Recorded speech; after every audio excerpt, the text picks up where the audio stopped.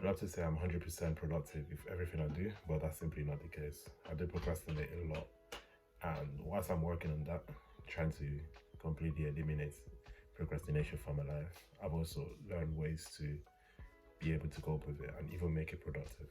And I know it sounds a bit counterintuitive, a bit paradoxical to say that I'm making procrastination productive, but I found for myself that if I switch my go-tos for procrastination to something that brings the similar or more uh, satisfaction, but also provides some sort of value to me, then I am making it productive. Because uh, whilst previously, while I was procrastinating, I would not gain anything from it, rather than wasting time, um, increasing the likelihood to miss deadlines, and operating in being stressful whilst having to complete the task with a shorter deadline.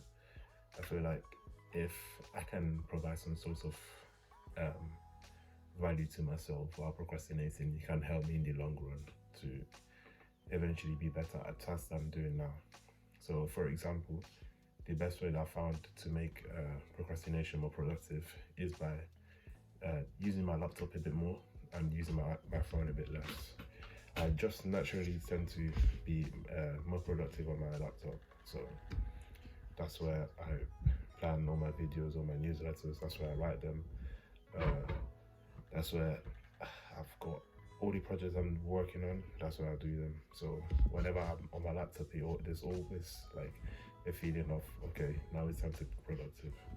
Um, but not also that. So even when I do feel like procrastinating on my laptop, my go-tos for procrastination, I've been I've been learning about different countries, which before probably was either being on social media or being or watching Netflix or YouTube. I still do those, not so much the social media, but I do them less, and I've replaced them with, like I said, learning about different countries.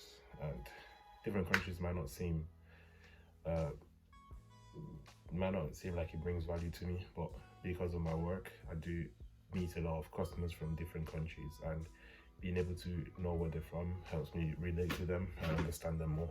So on my computer as well, I also have been learning how to type, and because the way the learning how to type has been gamified, the website I use is called Ed Club. So they gamify the process of learning how to type. It still feels like play to me, and I still use it as a way to procrastinate. So I procrastinate and I also learn how to type, which helps me with things such as planning YouTube videos or writing my newsletter as well. It reduces the friction between me thinking something in my head and then being able to put it on pen and paper or on the screen. So that's what I've been doing. I also, if I am on my phone and I feel like procrastinating, I've got some set go-tos as well on my phone as well. So for example, I've picked up Spanish by pretty much doing like 5 to 10 minutes of Duolingo every day. So I've got a streak of like 200 days, and I'm nowhere near fluent at all, but I've been learning to learn basic stuff in Spanish just whenever I've got spare time that I otherwise would have spent on Twitter or playing Clash Royale or something, like without adding anything to my life.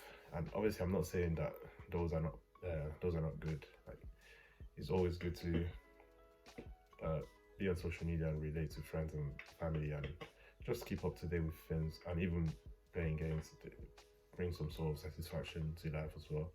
But for me, I found that I get the same satisfaction by learning Spanish, and because also Duolingo is gamified as well, it also feels like play, and there's challenges and stuff, so it provides value while I also satisfy my need to procrastinate.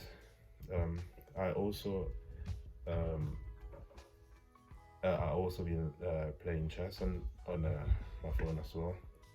Obviously, that one it doesn't bring that much value to me because I'm not planning on pursuing anything in chess. But it's always good to know how to play, and I don't know, I just like it. So maybe I could work on that as well.